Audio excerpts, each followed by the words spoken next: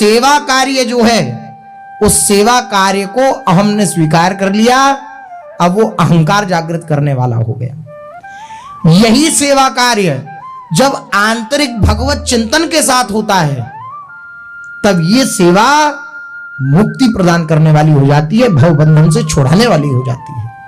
हम बाह्य शरीर से सेवा करें भले ही भागवतिक, लेकिन आंतरिक चिंतन नहीं है तो बात नहीं बनेगी, क्योंकि जहां चिंतन है वहीं गति मानी जाती है, जहां आपका स्मरण है वहीं आपकी गति मानी जाती है। इसलिए इस गुह्य बात आप कहेंगे तो 1000 बार हम सुनी चुके हैं। गुह्य बात इसलिए है क्योंकि इस बात पर हमारी महत्व बुद्धि नहीं हो पाती, हम महत्व नहीं रख पाते इस बात का। जहां भजन की बात आएगी, जहां साधन की बात आएगी, वहां बाहर देखेंगे, ऐसा करें, ऐसी दिनचर्या इस तरीके से बहुत अच्छा है, ऐसा होना ही चाहिए। लेकिन आंतरिक चिंतन पर, आंतरिक हृदय के परिवर्तन पर दृष्टि नहीं जाती। अर्थात महापुरुषों का तो ये दिव्य अनुभव है ही, कर से कर्म करऊ विधि नाना, लेकिन मन राखऊ जहां कृपा निधाना। कर से आप अपने हस्त कमल से, अपने हाथों से, ये जो भी आपकी इंद्रियों के द्वारा आपको कर्तव्य कर्म मिला है उसे करिए, लेकिन मन को वहां रखिए जहां कृपा निधान निवास करते हैं। अर्थात भगवान के चरणों में अपने मन को स्थापित करिए। ये सावधानी जिस दिन रख ली जाएगी, उस दिन सेवा भी सुचारू रूप से और प्रसन्नता के साथ होगी, और अंतर की जो भूख है भजन की, उसकी भी पूर्ति होगी, निश्चित मानिए।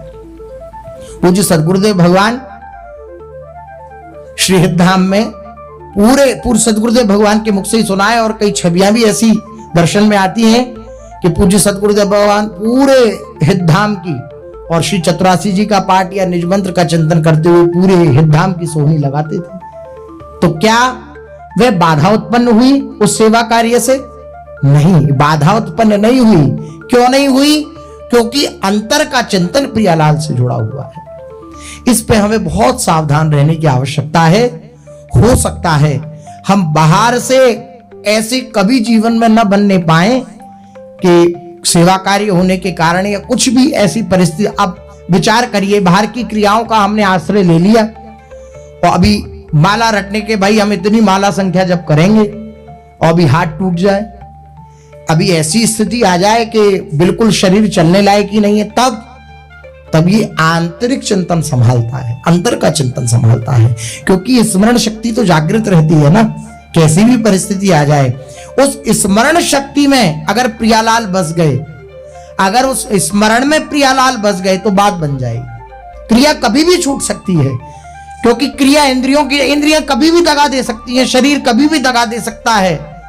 स्मरण में प्रभु को बसाना, हम प्रभु से प्रार्थना करें हमारे स्मरण में आकर बैठे। प्रभु ददामि बुद्धि योगम तम ये न माम उपयान्ति, भगवान का वचन है, मैं उसको बुद्धि योग प्रदान कर देता हूं। बुद्धि योग अर्थात उसकी बुद्धि मेरे में लगती है। फिर मत चित्ता, मेरे चित्त वाला, मदगत प्राणा, मेरे प्राण वाला, मेरे चित्त वाला, मेरा चिंतन करने वाला। ये बात सारी जो बात है वो आंतरिक चिंतन की है।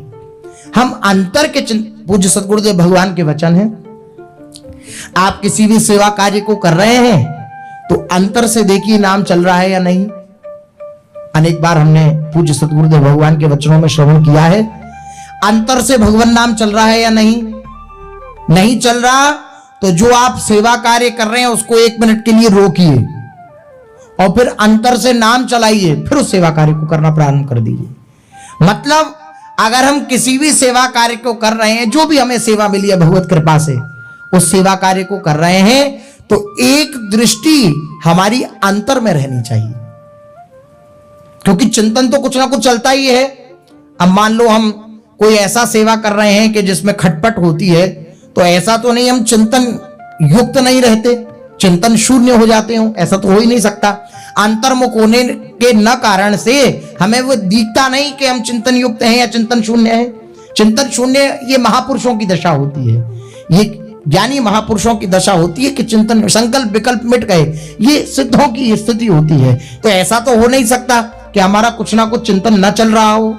चाहे हम कुछ भी सेवा कार्य कर रहे हो, चलता है, निश्चित चलता है। उसके साथ साथ हम अगर बाहर से कोई क्रिया कर रहे हैं तो अंदर उस चिंतन को परिवर्तित करने का प्रयास करना। फिर जब ये अभ्यास दृढ़ हो जाएगा तो आप सच मानिए अद्भुत सुख की प्राप्ति होगी, अद्भुत सुख की प्राप्ति। कोई भी सेवा कार्य बोझ नहीं लगेगा। सेवा कार्य बोझ कब लगता है? जब कोई और मान्यता हम लेकर के बैठते हैं कि ये भजन नहीं है, अमुक चीज भजन है, तब जो हम कर रहे हैं वो हमें बोझ लगता है। लेकिन जो हम कर रहे हैं गुरु प्रसन्नता के लिए कर रहे हैं, साथ में अगर अंतर के चिंतन को प्रारंभ कर दें तो ये जो भजन की भूख भगवत कृपा से हमारे चित्त में जागृत होती है, इस भूख का समाधान हो जाएगा। अंतर का चिंतन, बाहर से हंस रहे हैं, बोल रहे हैं, कोई जान नहीं पा रहा अंदर कहां डूबे हुए हैं। बाहर व्यावहारिक बातें कर रहे हैं, खूब हंसी मजाक भी हो रहा है, खूब गंभीर भी हैं, जैसी भी अवस्था में हैं, लेकिन अंतर कहां डूबे हुए हैं ये कोई ये स्थिति आना दुर्लभ है, लेकिन गुरु कृपा से अत्यंत सुलभ है। क्योंकि गुरु प्रताप हमारे साथ जुड़ा हुआ है, गुरुदेव का संकल्प हमारे साथ जुड़ा हुआ है, गुरुदेव के वचन हमारे साथ जुड़े हुए हैं। इसलिए इस बात पर बहुत दृष्टि हो। अपनी स्थिति अगर देखें तो जो नियमावली की माला मिली है, उस नियमावली की माला में भी एक मंत्र ऐसा नहीं होगा कि जहां चिंतन युक्त हो जाए। चिंतन कहीं और रहता है, चिंतन की स्थिति कहीं और रहती है, और बस धड़ाधड़ में बहुत अच्छा है। यह जिह्वाग्रे वर्तते नाम तुभ्यम अहोबत स्वपचतो गरीयान। वे स्वपच भी, वे चांडाल भी परम भाग्यशाली है जिसके जिह्वाग्र पर नाम महाराज विराजमान है, वो परम भाग्यशाली है। लेकिन आंतरिक आनंद की प्राप्ति नहीं हो सकती। आंतरिक आनंद की प्राप्ति तो केवल और केवल चिंतन से होती है, स्मृति से होती है। यद स्मृति सर्व विपद विमोक्षणम। सारी विपत्ति जो है, सारे क्लेश जो हैं, जीवन की जितनी भी प्रतिकूलताएं हैं, उन सबको मिटा डालने वाला ये दिव्य सूत्र है स्मृति, ये दिव्य शब्द है स्मृति। ये स्मृति जब जागृत हो जाती है तो अर्जुन तो कहते हैं आपके प्रसाद से, आपकी कृपा से ये मुझे जब स्मृति जागृत हुई तो मेरा मोह नष्ट हो गया। नष्टो मोहात स्मृतिर्लब्ध्वा तत्प्रसादान मयाच्युत। प्रसाद का अर्थ है कृपा, प्रसन्नता।